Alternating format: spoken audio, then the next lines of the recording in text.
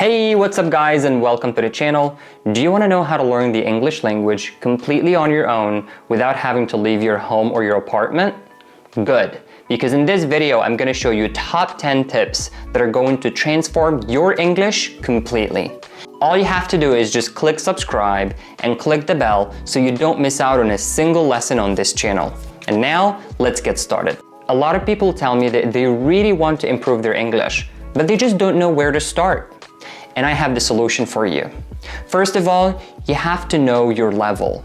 How are you going to improve your English if you don't know where you are and what are your skills and what do you want to improve upon? And that's why you have to do a placement test. And there are plenty of these tests online that you can do absolutely for free. And I recommend you doing the Cambridge placement test. I'm going to leave you a link in the description down below so you can do it. And let me know in the comments, what is your level of English right now? It doesn't take such a long time to do, literally 5 or 10 minutes, and that's it. So don't be super stressed about this exam. It doesn't really mean anything. All you have to do is just have a genuine desire to know your level, and that's it. It doesn't mean anything. It doesn't mean that your English is awful or whatever. All what it means is that it shows you your level genuinely. And after doing the placement test, you have to pick up a graded book.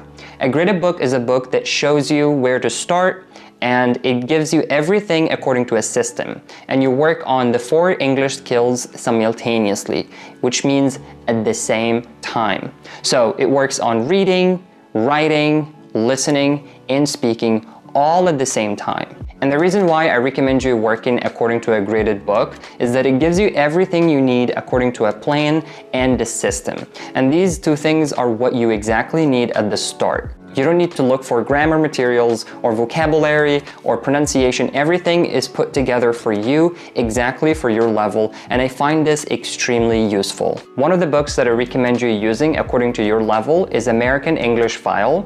It's an amazing English book. All my students absolutely loved it, and I personally enjoy working with my students with this book. I'm gonna leave you a link in the description of this video down below so you can download the book, and if you don't enjoy it, feel free to pick up your own book that best suits your style. I vividly remember when I first started learning the Russian language, it was super hard at first. So I picked up a very difficult book, absolutely not for my level back then, and I quit. Why? Because it wasn't designed for me.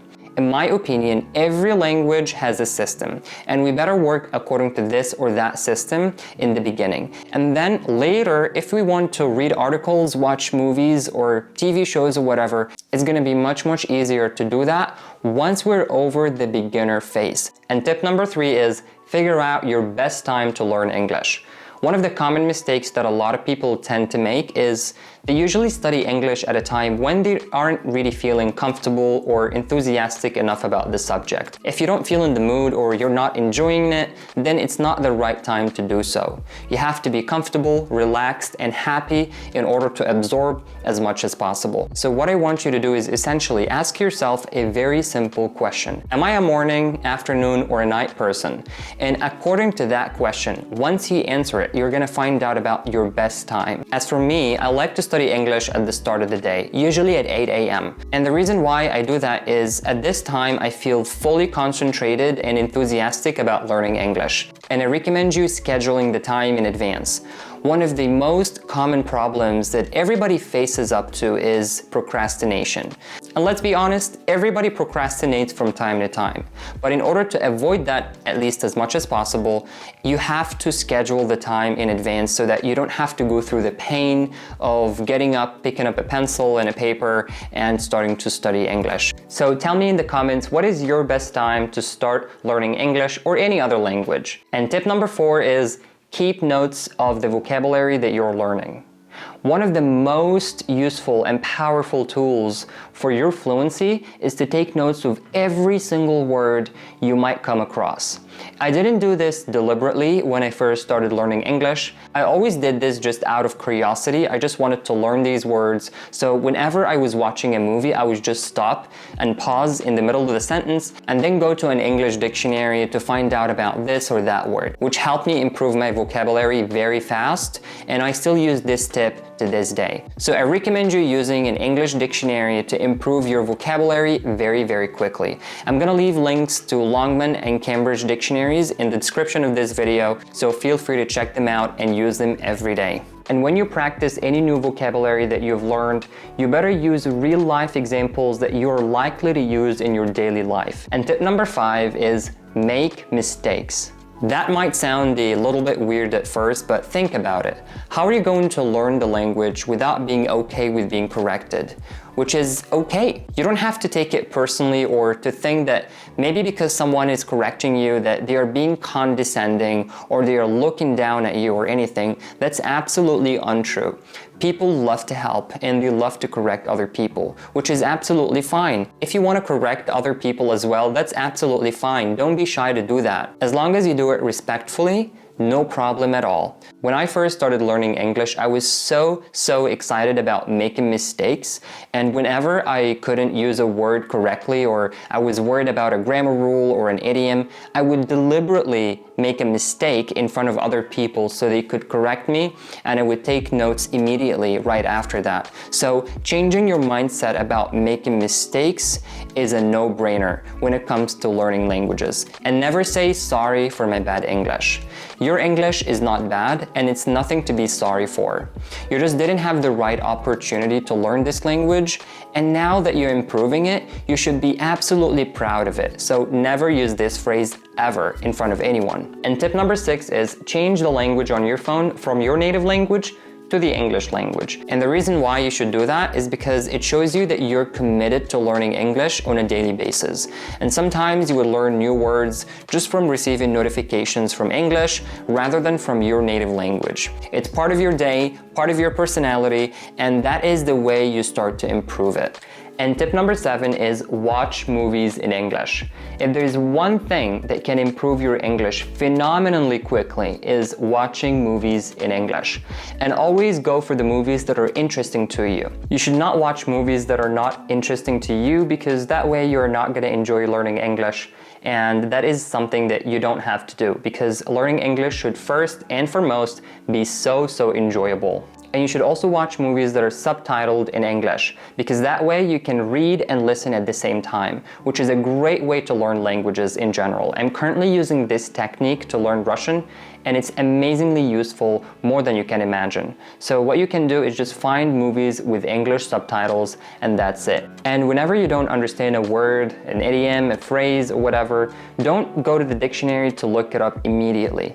Try to figure out the meaning of this word just out of context, and if you've done that and you still don't know the meaning of this or that word, then you should go to the dictionary and look it up and learn the new word as you wish. And tip number 8 is hire a teacher. And you shouldn't just hire any teacher. You should always pick up teachers who are incredibly passionate about the English language, because they're not only teaching you, they're leading you and they're motivating you. And if the teacher isn't really interested in the subject, they are not going to be interested in your progress, which is vitally important to you since you're going to be spending your time and money as well. So always pick up teachers who are incredibly passionate about the English language. And the reason why you should work on your English with a teacher is because it's very important to get feedback. And you're not going to get feedback as long as you're working with a teacher or someone who is actually willing to keep correcting you all the time. And it also gives you ample opportunity to share what you're learning with someone who is equally interested in the language. And it also gets you committed to learning English every week, which is something that might not happen if you're too busy or you keep procrastinating all the time. It just takes away the procrastination and it keeps you focused on what you need to do every week. And tip number 9 is surround yourself with people who are interested in English. And you can simply do that by using apps that are specially designed just for that. And you can download apps such as Tandem, HelloTalk, italki, Reddit, and many more. And you might as well find English-speaking clubs that are not necessarily about the English language, but they take place in English. I found an English-speaking club about public speaking. This club is called Toastmasters, and I made a lot of friends by just attending this club and being a member. You can do the same thing and you can find people on the same journey. And tip number 10, believe in yourself. 6 years ago, I didn't speak English at all. And now I consider myself a fluent English speaker. And if I could do it, you can do it. Don't listen to the negative voices in your head and never be shy to express yourself in English. Getting over this fear is going to be a game changer for you, I promise. And you should also enjoy the ride. Learning English is a lifetime process. It takes a lot of time, and if you're not trying to enjoy it, you're going to quit. And that is something that you should not be doing at all. So let me know in the comments what was your favorite tip, and I'm going to be reading all your comments down below. And also give this video a thumbs up and click subscribe so you don't miss out on a single video on this channel. And see you next time.